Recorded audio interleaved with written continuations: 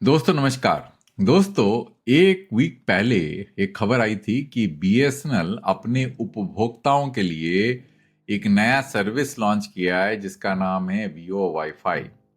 Now VO WiFi हमारे लिए कोई नया सर्विस नहीं है क्योंकि एयरटेल और जियो ये सर्विस पहले से ही प्रदान कर रहा है। और इस क्यों कर रहा है? क्योंकि कवरेज में बहुत सारे होल्स हैं। जैसे मान लीजिए आप बेसमेंट में हैं या अपने घर में हैं, तो आपका मोबाइल कवरेज जो है हो सकता है बहुत वीक हो, आप कॉल नहीं कर सकते। तो वाईफाई के थ्रू आप कॉल कर सकते हैं, कॉल रिसीव कर सकते हैं, एसएमएस भेज सकते हैं और एसएमएस रिसीव कर सकते हैं।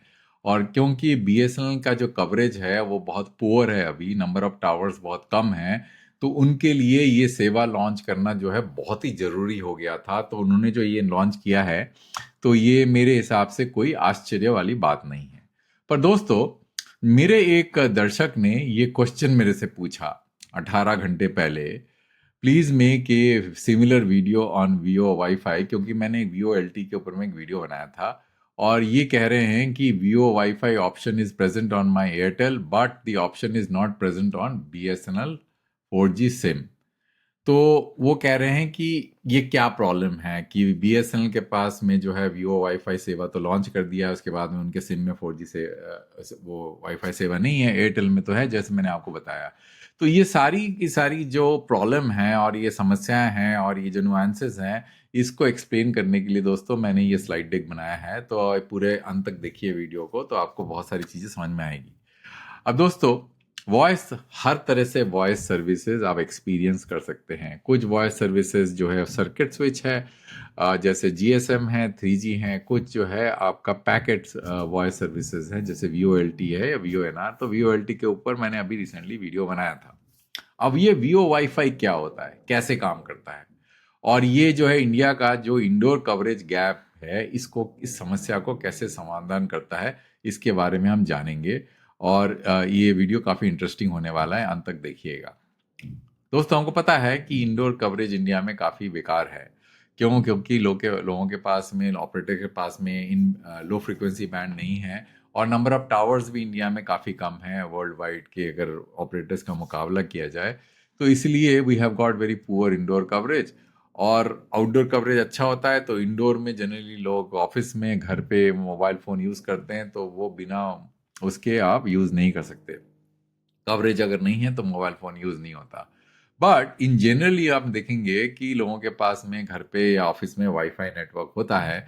तो उस वाईफाई नेटवर्क को इस्तेमाल करके अगर आप फ़ोन कॉल रिसीव और भेज सकें, एसएमएस रिसीव और भेज सकें, तो ये बहुत ही अच्छा जो है एक विकल्प है, जिसका ऑपरेटर्स ने बड़े मुस्तैदी के साथ इस्तेमाल किया है, जिससे कि कवरेज होल्स को, का जो पेन पॉइंट है उसको मिनिमाइज किया जाए। तो operators like Jio and Airtel VO WiFi use करते हैं और कॉल को राउट करते हैं एसएमएस थ्रू होम इंटरनेट। और इससे क्या होता है कि ओटीपी भी मिलता है और आपको 4G कॉल्स भी, और 4G के थ्रू और 5G के थ्रू आप कॉल्स कर सकते हैं, जो फोर नेटवर्क के थ्रू कॉल कर सकते हैं, जबकि आपका नेटवर्क कवरेज वहाँ नहीं है। तो दोस्तों, इस तरह का स्कीमेटिक है। ये आपका घर है, इसके अंदर वाईफाई नेटवर्क है, ब्रॉडबैंड कनेक्टिविटी है, या तो जियो फाइबर होगा या फिर ऑप्टिकल फाइबर होगा। बाहर आपको मोबाइल सिग्नल नहीं मिल रहा है, तो ये इस वाईफाई के थ्रू आप कॉल करते हैं। अच्छा, अभी कैसे काम करता है वीओ वाईफाई? तो बहुत सिंपल, आसान भाषा में समझने की कोशिश करेंगे। अब होता क्या है, आप सबको पता है कि वाईफाई नेटवर्क इज अनसिक्योर है। अनसिक्योर क्यों है? अगर मान लीजिए आप कोई पैकेट भेजते हैं पब्लिक वाईफाई में, तो आपका जो वॉइस है वो कोई भी इंटरसेप्ट कर सकता है, कोई भी सुन सकता है। इसलिए क्या करते हैं दोस्तों, जैसे ही आप वीओ वाईफाई यूज़ करते हैं, तो आपका जो डिवाइस है, ये जो डिवाइस आपके आपके सामने है, ये वाला जो फ़ोन आपके सामने है, ये फ़ोन नेटवर्क के थ्रू, मतलब वाईफाई नेटवर्क के थ्रू एक सिक्योर कनेक्शन जो है एस्टैब्लिश करता है ऑपरेटर के कोर नेटवर्क में। जैसे आप देख रहे हैं ना, ये वाईफाई नेटवर्क हो गया है एक सिक्योर कनेक्शन, जिसको बोलते हैं आईपी-सेक टनल। ऑपरेटर के कोर नेटवर्क के साथ ये एस्टैब्लिश करता है। इस तरह से ये फ़ोन के साथ जाएगा, और इस तरह ये क्या करता है कि बेस स्टेशन को बाईपास कर सकता है, जिसको बोलते हैं VO WiFi secure tunnel. It bypasses the mobile network. अब ये जो सिक्योर आईपी-सेक टनल है, ये बहुत ही आईपी सिक्योर प्रोटोकॉल बोला जाता है इसमें।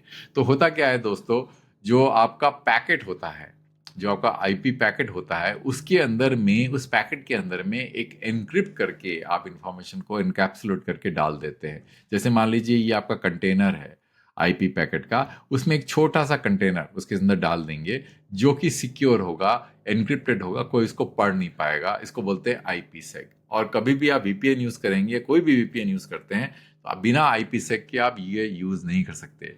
तो इसके अंदर, इस टनल के अंदर में वॉइस और एसएमएस पैकेट को इनकैप्सुलेट करके भेजते हैं और वो ट्रैवल करता है safely to operators IMS core, जो कि मेन आईएमएस कोर है जहां से ये कनेक्शन इस्टेब्लिश होता है, जहां से आपको रजिस्टर करके ये फैसिलिटी, वॉइस फैसिलिटी को आप इस्तेमाल करते हैं।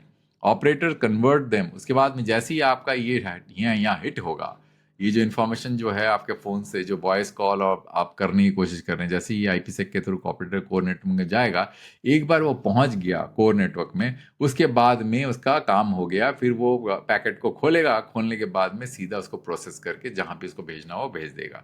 तो ये जनरली इसी तरह से यूज़ होता है। तो कन्वर्ट करेगा, फिर नॉर्मल वॉइस एसएमएस ट्रैफिक में कन्वर्ट कर देगा। यूजर एक्सपीरियंस ऐसा लगता है जैसे it looks like a regular mobile call. आपको ऐसा लगेगा कि ये रेगुलर मोबाइल कॉल है, पर वो वाईफाई नेटवर्क को इस्तेमाल करके ये कॉल किया गया है।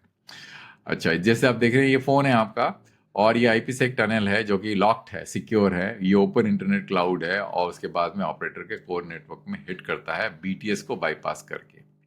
अच्छा, व्हाट इज आईपीसेक टनल, इसको थोड़ा समझ लेते हैं दोस्तों, ये बहुत ही इंपॉर्टेंट है। इसको बोलते हैं आईपी सिक्योर। ये जो है आप मान के चलिए ये कोई लॉक्ड डिजिटल पाइप है between your phone and the operator. कहने का मतलब ये है कि जो आप कम्युनिकेट, जैसे आप अगर किसी ऑपरेटर के नेटवर्क के थ्रू कम्युनिकेट करते हैं, बेस स्टेशन के थ्रू कम्युनिकेट करते हैं, कोई इसको सुन नहीं सकता, बिकॉज बेस स्टेशन और फोन के बीच में एक सिक्योर नेटवर्क है और उसको कोई भेद नहीं सकता। पर इंटरनेट तो ओपन है, कितने सारे लोग इंटरनेट यूज करते हैं, तो आपका पैकेट जो है वो जो है वनरेबल है, कोई भी इसको खोल सकता है। पर अगर आप एक लॉक डिजिटल पाइप बनाएं जो कि इस तरह से बने जो आप कोई खोल नहीं सकता, उसको बोलते हैं जो है आईपीसेक प्रोटोकॉल। वो हर जगह यूज होता है, वीपीएन में बहुत ज़्यादा यूज होता है आईपीसेक प्रोटोकॉल। अब ये जो है इंटरनेट का एक स्टैंडर्ड पोर्ट एक nothing but A digital gateway है, दरवाजा मान लीजिए। तो 500 एंड 45000 यूज करता है। और ये स्टैंडर्ड पोर्ट इसलिए यूज करता है, जब तक आपको दरवाजा नहीं मालूम तब घुसेंगे कहाँ से। तो हर आईपी राउटर है ना, और हर आईपी जो आपका इक्विपमेंट है, उसको ये पता होता है कि ये पोर्ट से थ्रू आईपीसेक प्रोटोकॉल और आईपीसेक पैकेट्स जो है पास हो रहे हैं। तो कोई भी इसमें अगर वो करेगा, ईव्सड्रॉप करेगा, उसको जो है कुछ समझ में नहीं आएगा, पर उसको पता होगा कि इसके थ्रू, इन गेटवे के थ्रू इंफॉर्मेशन फ्लो कर रहा है। अब चाहे तो इसको ब्लॉक कर सकते हैं, आईएसपी चाहे तो ब्लॉक कर सकते हैं। अगर ये ब्लॉक हो जाएगा तो नॉर्मल वीपीएन भी नहीं चलेगा आपका, तो इसलिए कोई इसको ब्लॉक नहीं करता। ये क्या करता है कि वॉइस को प्राइवेट रखता है even on public wifi network. इसमें थोड़ा ओवरहेड जरूर बढ़ जाता है, पर इससे जो है क्वालिटी में कोई खास फर्क नहीं करता, बिकॉज इंटरनेट में बैंडविड्थ बहुत ज़्यादा होता है। सॉकेट के बारे में मैंने आपको बता दिया, ये एक डिजिटल गेटवे है। अब देखिए, ये पोर्ट और आईपी एड्रेस को मिलके सॉकेट बनता है। मतलब आपका यूनिक आईपी, जैसे टेलीफोन नंबर होता है, उसी तरह से आपके पास में यूनिक आईपी एड्रेस होगा, और उस पोर्ट को मिला के, पोर्ट एंड आईपी एड्रेस को मिला के सॉकेट बनता है। और socket is a digital doorway for data to enter और लीव योर डिवाइस, है ना, वो बहुत ही इंपॉर्टेंट है। और ये सॉकेट, आईपी एड्रेस चेंज हो जाएगा पर ये जो पोर्ट नंबर है वो चेंज नहीं होता है ना। Every app uses is own socket, it's like a digital lane on an highway, ठीक है ना। और VoIP uses UDP sockets to carry secure voice. अब यूडीपी क्या होता है? अब यूडीपी जो है यूजर डेटाग्राम प्रोटोकॉल, इसको बोलते हैं यूजर डेटाग्राम प्रोटोकॉल। अब ये यूजर डेटाग्राम प्रोटोकॉल जो है वो क्या होता है, वो ये जो है प्रोटोकॉल क्यों यूज करते हैं, और ट्रांसमिशन कंट्रोल प्रोटोकॉल आपने सुना होगा इंटरनेट में, TCP and UDP. Transmission control protocol जो होता है वो कनेक्शन ओरिएंटेड होता है। कहने का मतलब यह है कि मान लीजिए कि कोई पैकेट लूज हो गया बीच में, अगर आप भेज रहे हैं यहाँ से यहाँ तक पैकेट भेज रहे हैं, बीच में कोई पैकेट ड्रॉप हो गया, वो रीट्रांसमिशन मांगेगा पैकेट में। यूडी में क्या होता है, एक कनेक्शन लेस प्रोटोकॉल है। मतलब एक पॉइंट से, ये वाला पॉइंट से दूसरे पॉइंट में जब इंफॉर्मेशन जा रहा है और पैकेट्स ट्रैवल कर रहे हैं, और बीच में अगर पैकेट लॉस होता है तो वो दोबारा रीट्रांसमिशन नहीं मांगता है, और ये रियल टाइम के लिए यूज़ होता है। यूज़र डाटाग्राम प्रोटोकॉल बोलते हैं इसको, यूडीपी। जैसे वीडियो स्ट्रीमिंग हो गया, वॉइस हो गया, कुछ भी रियल टाइम के लिए यूडीपी यूज़ करते हैं। टीसीपी जो है, जब आप कोई फाइल ट्रांसफ़र करते हैं उसमें अंदर में आप पैकेट लॉस जो है वो टॉलरेट नहीं कर सकते, वहाँ पे आप टीसीपी यूज़ करेंगे। यूडीपी आप यूज़ करेंगे वीडियो में, अगर कोई एक फ्रेम मिस भी हो गया कोई बात नहीं, कोई खास फर्क नहीं पड़ता, इट विल कंटिन्यू। अगर मान लीजिए आप वेट करें उस पैकेट का रीट्रांसमिशन के लिए, तो पूरा का पूरा इंफॉर्मेशन का जो यूटिलिटी खत्म हो जाएगा। तो इसीलिए जो है रियल टाइम के लिए आपको पैकेट लॉस को जो है टॉलरेट करना पड़ता है। इसीलिए वीओ वाईफाई को यूटीपी सॉकेट यूज करना पड़ता है। अब सिक्योरिटी एंड ब्लॉकिंग, अब चाहें तो ये आईपी से एंक्रिप्शन का जो सॉकेट है उसको ब्लॉक कर सकते हैं। और कौन करते हैं इसको ब्लॉक? कभी कभी जैसे मान लीजिए कि आपको कॉर्पोरेट आप वाईफाई यूज कर रहे हैं, आप कॉर्पोरेट नेटवर्क में हैं, तो वहां पे जानबूझ के जो है ये सॉकेट ब्लॉक हो जाता है और सिर्फ कॉर्पोरेट वीपीएन अलाउड होता है। तो वहां से आप वीओ वाईफाई कॉल कर नहीं सकते। आपने कोशिश किया होगा, मान लीजिए आप किसी कंपनी में काम कर रहे हैं, वहां पे वीओ वाईफाई अलाउड नहीं होता है, इसलिए वहां पे जो है इन बिल्डिंग कवरेज का सोल्यूशन लगाना पड़ता है। वो इसलिए सिक्योरिटी रीजन में, क्योंकि कोई भी जो है अटैक कर सकता है इस प्रोटोकॉल को यूज़ करके, इस पोर्ट को यूज़ करके।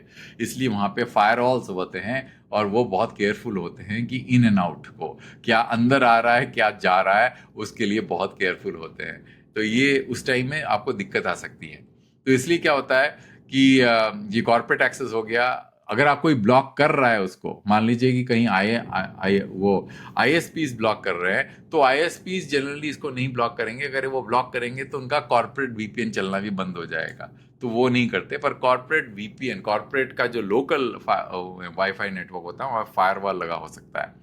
अच्छा, why VO WiFi might not work, जैसे मैंने आपको बताया कॉर्पोरेट नेटवर्क में हो सकता है ना काम करे। इंटरनेशनल वाईफाई, अब मान लीजिए कहीं दूसरे कंट्री में है, वहां पे वीओ वाईफाई काम नहीं करेगा, क्योंकि क्या होगा, अगर वीओ वाईफाई काम होगा तो ऑपरेटर्स विल लूज रेवेन्यू। तो जैसे ही वो इंटरनेशनल रोमिंग होता है तो उसको मालूम पड़ जाता है, तो वीओ वाईफाई को ब्लॉक कर देते हैं। अदरवाइज कोई भी नेटवर्क में, क्या किसी का भी वाईफाई नेटवर्क हो, चाहे एयरटेल का यूज कर रहे हैं चाहे जियो का यूज कर रहे हैं, आपस में एक दूसरे का काम करना चाहिए, है ना। ये नहीं होना चाहिए कि बस एयरटेल का यूज करें तो एयरटेल का ही चलेगा, पर करना चाहिए इन जनरल। अगर नहीं करता है तो उसमें एक प्रॉब्लम है। पर सबका वाईफाई नेटवर्क, अगर आपका पोर्ट काम कर रहा है, आपका आईपीसेक चल रहा है उसमें, तो ये चलना चाहिए। हाउ योर फोन डिसाइड कि यू वाईफाई कब यूज करना है? तो ये बड़ा सिंपल सा है। व्हेन एलटी सिग्नल ड्रॉप्स, जब आपका 4G सिग्नल ड्रॉप हो जाएगा and WiFi strong, automatically IMS registration होता है via WiFi. WiFi colon icon appear हो जाएगा and calls will not travel through broadband, not through cell tower, ठीक है ना। रोमिंग हैंड ओवर लिमिटेशन, आप देखिए प्रोटोकॉल तो अलाउ करता है कि वो हैंड ओवर हो वीओएलटी और वीओ वाईफाई से, बट इसका इम्प्लीमेंटेशन 4G नेटवर्क में बहुत कॉम्प्लेक्स है। बिकॉज इसलिए कॉम्प्लेक्स है दोस्तों, क्योंकि ये दोनों पाथ को इंडिपेंडेंटली ट्रीट किया जाता है 4G में। They are separate independent stand alone path. कौन सा? एक वीओ वाईफाई पाथ और एक 4G का इंटरनल पाथ। इसीलिए इन दोनों के बीच में जब आप स्विच करेंगे तो स्विच के लिए प्रोटोकॉल्स आर डिफाइंड, पर इसको इम्प्लीमेंट करना बहुत मुश्किल हो जाता है। इसीलिए जो है कॉल्स जब ड्रॉप हो जाते हैं और रिकनेक्ट करना पड़ता है, तो आपको कॉल ड्रॉप हो जाएगा। मान लीजिए किसी से बात कर रहे हैं, आप घर के अंदर में आ गए और हाँ, आप घर के अंदर में आपके पास वाईफाई नेटवर्क है, आप इनवेरिएबल देखेंगे आपको कॉल को ड्रॉप करके दोबारा इनिशिएट करना पड़ता है, क्योंकि ये इम्प्लीमेंटेड नहीं है। ये जो रोमिंग है बिटवीन वाईफाई एंड 4G वो इम्प्लीमेंटेड नहीं है। इसलिए वर्क अराउंड है कि quick registration once the LTE returns.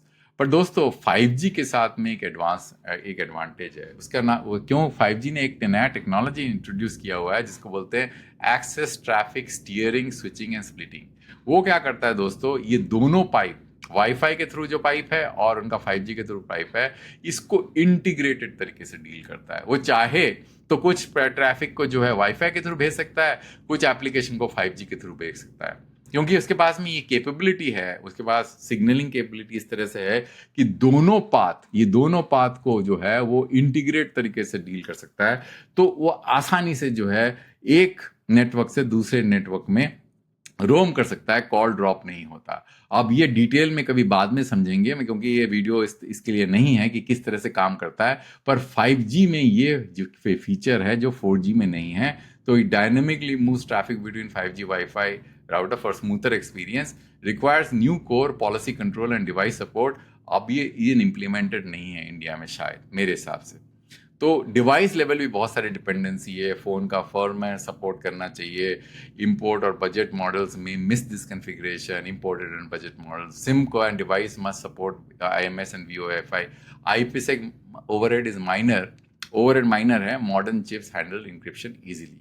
तो ऐसा कोई बहुत बड़ा दिक्कत नहीं है, क्योंकि IPsec is a complex protocol, उसमें बहुत सारा प्रोसेसिंग इन्वॉल्व होता है। अब चिप्स के जितने पावर बढ़ गया है तो IPsec करना इतना मुश्किल नहीं है। नहीं तो पुराने ज़माने में जो छोटे फ़ोन होते हैं उसमें IPsec करना बहुत मुश्किल, because IPsec actually requires lot of applications to be deployed over the phone, और ये रियल टाइम करना, इनक्रिप्ट करना, प्रोसेस करना, हर पैकेट को रियल टाइम जो है कन्वर्ट करना थोड़ा मुश्किल हो जाता है, पर फ़ोन के पास में बहुत ज़्यादा प्रोसेसिंग है। तो की लिमिटेशन है, VoIFi depends on Wi-Fi stability, no QoS guarantees, voice quality varies between router load interference and ISP congestion, work best on home broadband, unreliable on shared Wi-Fi. आपने देखा होगा खुद ही experience, not idle for emergency location, information may not transmit accurately. Conclusion क्या है, temporary base, VoIFi is a clever work around, not a permanent fix. ये permanent fix नहीं है, ये वर्क अराउंड है, क्लेवर वर्क अराउंड है, भाई काम चल रहा है, कवरेज नहीं है। It rescues user from poor indoor coverage. True solution lies in better in-building coverage. अगर 4G या native 5G घर के अंदर हो तो आप बहुत कुछ कर सकते हैं। Wi-Fi is not a reliable network. Until then, जब तक ये होता नहीं है तब तक हमको VoIFi से rely करना पड़ेगा for bridging this gap between indoor connectivity of 4G and 5G network in India, because of we don't have very good coverage, the BTS density as well as low frequency band. तो दोस्तों, thank you very much, अंत तक सुनने के लिए बहुत बहुत धन्यवाद। अब मैं दूसरा वीडियो दूसरे टॉपिक में जल्दी लेके आऊँगा।